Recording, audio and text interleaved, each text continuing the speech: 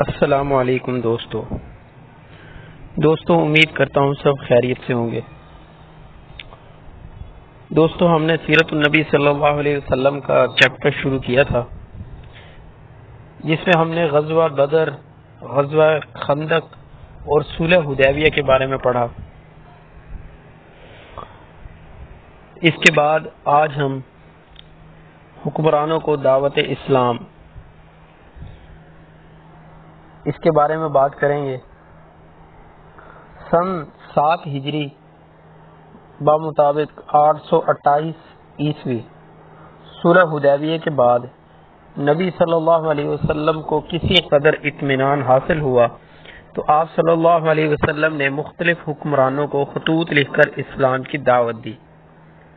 اس سے اسلام کی تبلیغ و اشاعت کا دائرہ بہت وسیع ہو گیا، جو پہلے صرف عرب تک محدود تھا۔ چند اہم دعوتی خطوط درج ذیل ہیں۔ قیصر روم، آپ صلی اللہ علیہ وسلم نے یہ دعوت نامہ حضرت وحیہ کلبی کو دے کر بھیجا۔ انہوں نے یہ خط حارث غسانی حاکم بصرہ کو دیا، جو قیصر کا گورنر تھا۔ اس نے یہ دعوت نامہ قیصر کے پاس بیت المقدس بھیج دیا۔ اس نے کسی عرب کو ملنے کی خواہش ظاہر کی تاکہ نبی صلی اللہ علیہ وسلم کے بارے میں معلومات حاصل کی جا سکے۔ اتفاق سے ابو سفیان ان دنوں فلسطین کے علاقے غزہ میں مقیم تھے۔ ان کو قیصر سے ملایا گیا۔ قیصر نے ابو سفیان سے مترجم کے ذریعے سوالات کیے۔ ان جوابات کی روشنی میں اس نے آپ صلی اللہ علیہ وسلم کی نبوت کو دلی طور پر ٹھیک سمجھا، لیکن تخت و تاج چھن جانے کے خوف سے اسلام قبول کرنے سے باز رہا۔ کسریٰ شہنشاہ ایران، آپ صلی اللہ علیہ وسلم نے ایک خط حضرت عبداللہ بن حذافہ کو دے کر کسریٰ شہنشاہ ایران کے پاس بھیجا۔ اس نے کھول کر خط پڑھا، لیکن دعوت اسلام کو ٹھکرا دیا اور کہا، میرا غلام ہو کر مجھے یوں لکھتا ہے۔ پھر نامہ مبارک پھاڑ ڈالا۔ پھر اس نے اپنے یمنی گورنر بازان کو لکھا کہ اس نبی کو میرے پاس بھیج دو۔ اس نے 2 آدمی بھیجے اور کہا کہ تم کو شہنشاہ عالم نے طلب کیا ہے۔ اگر اس کے حکم کی تعمیل نہ کرو گے تو وہ تمہارے ملک کو برباد کر دے گا۔ نبی صلی اللہ علیہ وسلم نے جواب دیا، جا کر اسے کہہ دو کہ اسلام کی حکومت کسریٰ کے پایہ تخت تک پہنچے گی۔ ابھی اسلامی سفیر واپس نہیں پہنچا تھا کہ کسریٰ کو اس کے بیٹے نے قتل کر دیا۔ مقوقس عزیز مصر،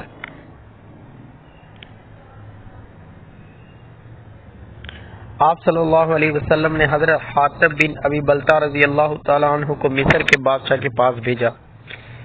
اس نے کہا کہ مجھ کو معلوم تھا کہ ایک پیغمبر آنے والا ہے، لیکن میں سمجھتا تھا کہ وہ شام سے ظاہر ہوگا۔ شاہ مصر نے آپ صلی اللہ علیہ وسلم کے قاصد کو عزت و احترام سے ٹھہرایا اور آپ صلی اللہ علیہ وسلم کے لیے 2 قبطی لڑکیاں اور خچر بطور تحفہ بھیجا۔ ان قبطی لڑکیوں میں ایک ماریہ قبطیہ تھیں جو نبی صلی اللہ علیہ وسلم کے حرم میں داخل ہوئی، اور دوسری سرین رضی اللہ تعالیٰ عنہ تھیں جو حضرت حسان رضی اللہ تعالیٰ عنہ کو ملی۔ یہ مدینہ پہنچنے سے پہلے ہی اسلام قبول کر چکی تھی۔ خچر کا نام دلدل تھا۔ جنگ حنین میں آپ صلی اللہ علیہ وسلم اس پر ہی سوار تھے۔ نمبر 4، شاہ نجاشی، نبی صلی اللہ علیہ وسلم نے عمر بن امیہ کو نجاشی کے پاس بھیجا اور انہوں نے ان کو دعوت اسلام کا خط پہنچایا۔ جب آپ صلی اللہ علیہ وسلم کا نامہ مبارک پہنچا تو اس کے احترام میں تخت سے نیچے اتر آیا اور اس کو آنکھوں سے لگا کر حضرت جعفر رضی اللہ تعالیٰ عنہ کے ہاتھوں پر، جو ہجرت حبشہ اولا حبشہ گئے تھے اور اب تک وہیں مقیم تھے، اسلام قبول کر لیا اور آن حضرت صلی اللہ علیہ وسلم کو لکھ بھیجا کہ میں گواہی دیتا ہوں کہ آپ صلی اللہ علیہ وسلم اللہ کے پیغمبر اور رسول ہیں۔ نمبر 5، حوزہ بن علی رئیس یمامہ، آپ صلی اللہ علیہ وسلم نے حضرت سلیط رضی اللہ تعالیٰ عنہ کو روسائے یمامہ کی طرف بھیجا حوزہ نے لکھا تم جو باتیں کہتے ہو وہ نہایت اچھی ہیں، اگر حکومت میں میرا بھی کچھ حصہ ہو تو میں تمہاری اقتداء کے لیے تیار ہوں۔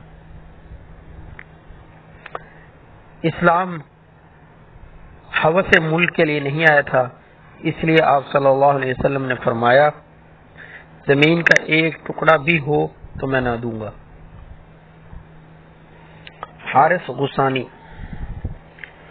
حارث غسانی شام کا رئیس تھا اور یہ رومیوں کے ماتحت اطراف کے عربوں پر حکمرانی کرتا تھا۔ آپ صلی اللہ علیہ وسلم نے اس کے پاس خط دے کر حضرت اشجع بن وہب الاسدی کو بھیجا۔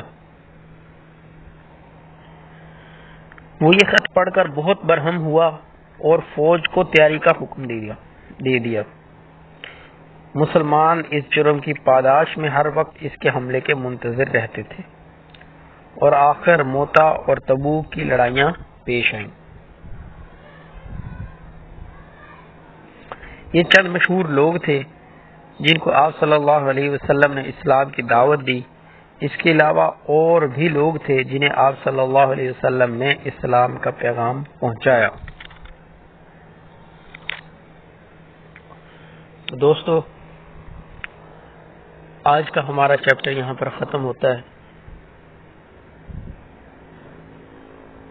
آج ہم نے حضور اقدس صلی اللہ علیہ وسلم کے حکمرانوں کو دعوت اسلام کے بارے میں پڑھا، جس میں قیصر روم جو کہ حضرت وحیہ قلبی پیغام لے کر قیصر روم کے پاس گئے تھے۔ دوسرے نمبر پر کسریٰ شاہ ایران، تیسرے نمبر پر مقوقس عزیز مصر جس نے آپ صلی اللہ علیہ وسلم کے نام مبارک کو بہت احترام سے لیا اور آپ صلی اللہ علیہ وسلم کے لیے 2 قبطی لڑکیاں اور ایک خچر بطور تحفہ بھی بھیجا۔ نمبر 4 پر شاہ نجاشی، یہ حبشہ کا بادشاہ تھا جہاں پر پہلی ہجرت حبشہ ہوئی تھی اور مسلمان حبشہ میں موجود تھے۔ اس نے حضرت جعفر طیار رضی اللہ تعالیٰ عنہ کے ہاتھ پر اسلام قبول کیا۔ 5ویں نمبر پر حوزہ بن علی رئیس یمامہ تھا۔ اس نے کہا کہ اگر مجھے حکومت میں حصہ ہو تو میں اسلام قبول کرتا ہوں۔ نمبر 6 پر حارث غسانی جو شام کا رئیس تھا۔ جب اس نے حضور اقدس صلی اللہ علیہ وسلم کے خط کو دیکھا تو فوج کو لڑائی کی تیاری کا حکم دے دیا، جو بعد میں آخر موتا اور تبوک کی لڑائیوں کی صورت میں پیش آئیں۔ تو آج کا ہمارا چیپٹر یہاں پر ختم ہو رہا ہے اور آپ لوگوں سے ایک گزارش ہے کہ اپنے چینل تھاٹ آف لرننگ کو سبسکرائب کر لیں اور بیل آئیکن کو دبا دیں تاکہ ہر نئی آنے والی ویڈیو سب سے پہلے آپ لوگوں تک پہنچ سکے اور آپ اس مبارک سلسلے میں شامل ہو سکیں۔ دوستو،